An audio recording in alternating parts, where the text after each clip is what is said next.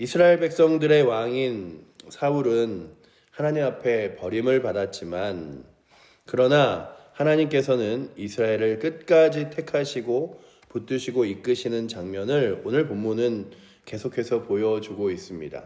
이스라엘은 왕을 하나님 앞에서 잃었지만 그럼에도 불구하고 하나님은 또다시 이스라엘의 왕을 세우시고 또한 이스라엘 백성들을 붙드셔서 그들의 살 길을 이끌어 가시는 장면들이 바로 오늘의 말씀인데, 참 사울에게도 슬픈 일이었지만 오늘 말씀을 쭉 읽으며 사울이 하나님 앞에 내가 사울을 버렸노라 말하는 그 왕위를 버렸음에도 불구하고 사실은 아주 오랜 기간이 있었어요.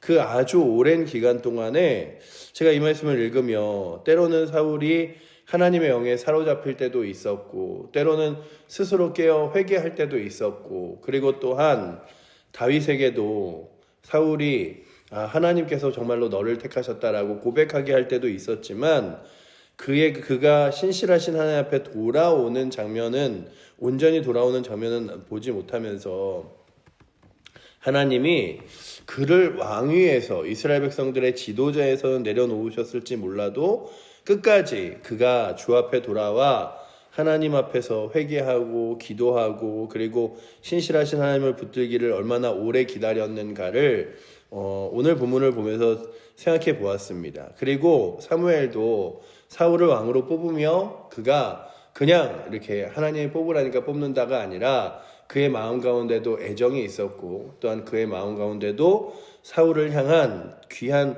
마음들이 있었음을 보게 되는 것이, 사울이 이제 사무엘과 죽는 날까지 만나지를 못하는데 사무엘이 그렇게 만나지 못했던 이유 중에 하나가 참 사울을 보면서 슬펐음이라고 오늘 말씀 우리 35절은 기록하고 있죠.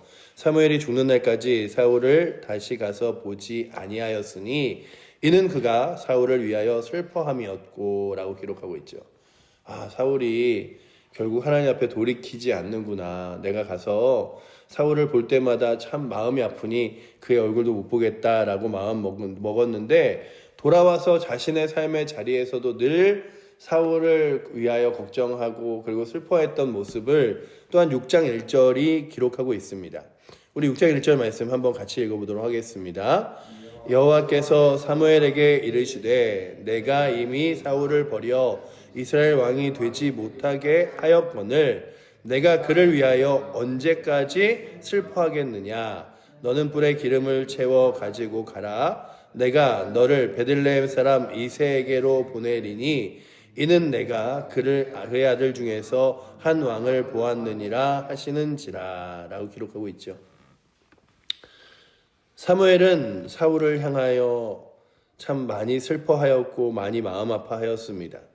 그럼에도 불구하고 사울은 계속해서 교만해져 갔고 스스로 왕위에 갇혀서 더 나오지 못하였음을 또한 본문이 기록하고 있는 것 중에 하나가, 사무엘에게 하나님께서 그러시는 거예요. 다음 왕에게 가서 기름 부어라라고 말할 때 사무엘이 그러다가 사울이 알게 되면 나까지 죽임을 당할지 모릅니다. 나를 죽이려고 할지 모릅니다. 라고 하면서 점점 사울이 훨씬 더 교만하여지고 또 악하여져 감을 그 반증적으로 보여주는 게 2절 말씀에 제가 읽어드리면 이렇게 써있죠. 사무엘이 이르되 내가 어찌 갈 수 있으리까 사울이 들으면 나를 죽이리이다 라고 기록하면서 그가 정말로 스스로의 왕권 안에 잡혀 있었음을 바라봅니다. 그렇지만 그렇게 이스라엘 나라는 사울 왕이 통치하고 다스리는 모습으로 지냈지만 하나님께서는 그 다음에 있을 이스라엘 백성들의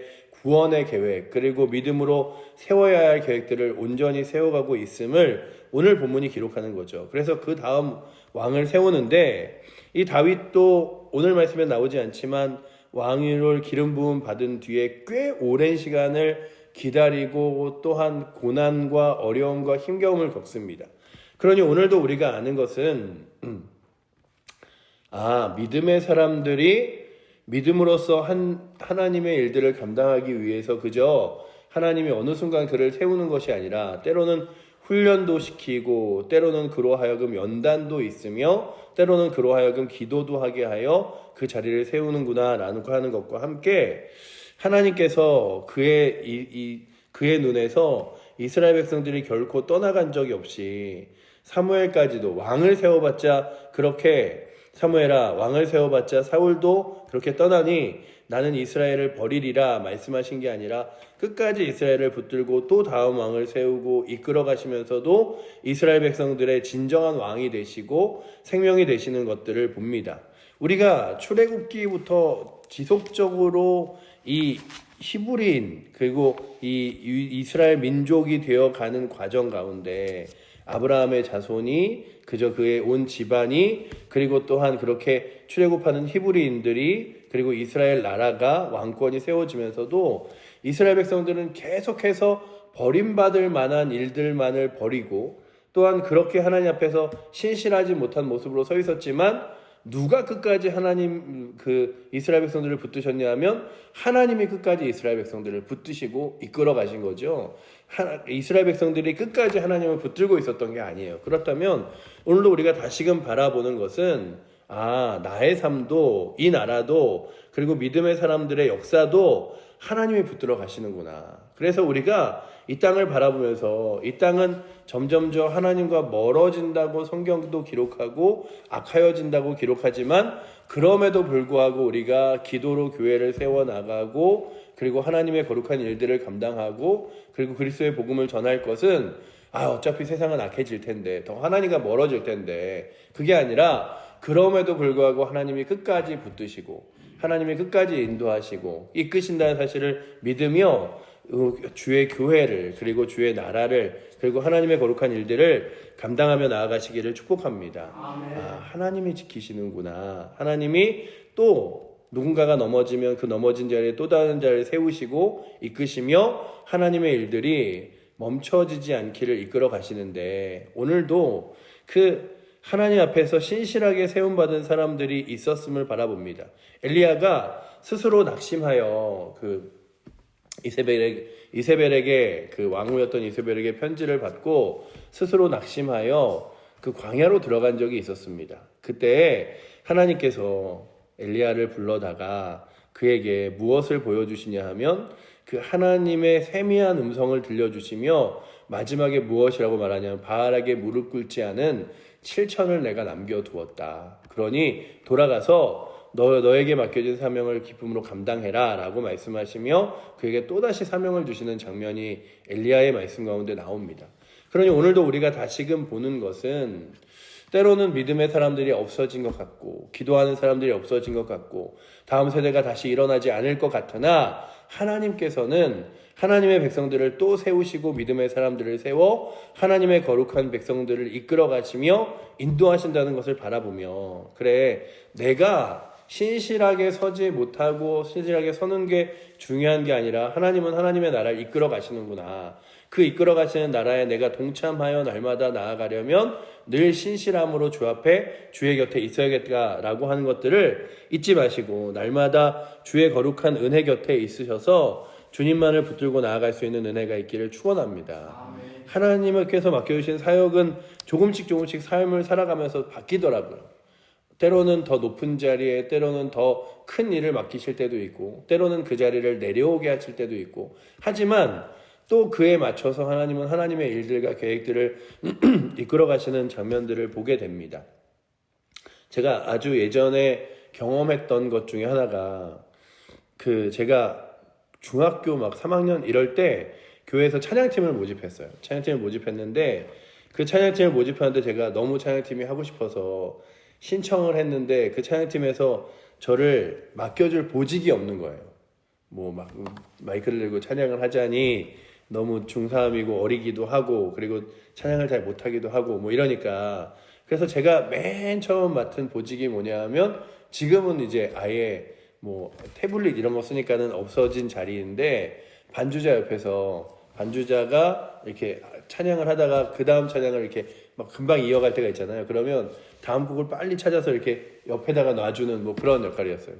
이름도 없는 넘돌이라는 악보 넘긴다 그래서 악보 넘기는 역할을 하다가 그 옆에 악보만 넘기기엔 너무 뻘쭘하니까 이렇게 탬버린을 하나 주더라고요. 그래서 탬버린을 그 악보 옆에 있는 사람 옆에서 이렇게 치다가 그러다가 어느 순간 마이크를 잡고 율동도 하고 그리고 그 찬양팀에 나올 때는 찬양 인도도 했었던 기억이 있습니다. 그래서 때로는 하나님께서 세우시는 자리에서 부족하나마 하나님의 일들을 세우실 때도 있고 때로는 그 일들에서 조금씩 내가 내려놔질 때도 있는데 그럼에도 불구하고 나는 신실하게 하나님을 붙드는 게 중요하구나. 예전에 교회 권사님 한 분이 이렇게 나이든 권사님만 모여서 그 구역 예배를 드리는 그런 모임이 있었어요. 한 30-40명 정도 이렇게 늘 모이셨는데 그분들 중에 하나가 그러시더라고요. 예전에는 신방도 많이 다니고 그리고 또한 교회 일도 내가 대부분 했는데 이제는 이렇게 교회에서 이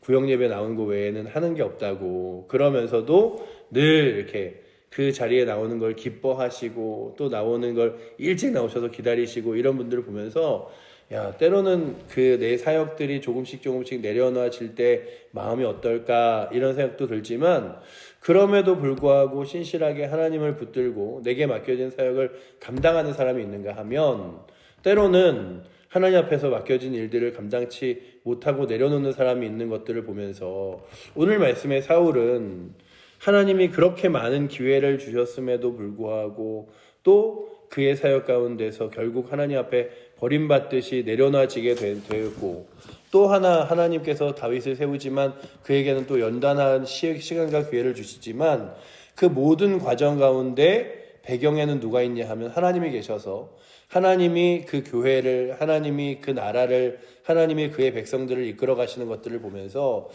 그래 가장 중요한 건 신실하신 하나님이지 라고 하는 것들을 보게 되었습니다.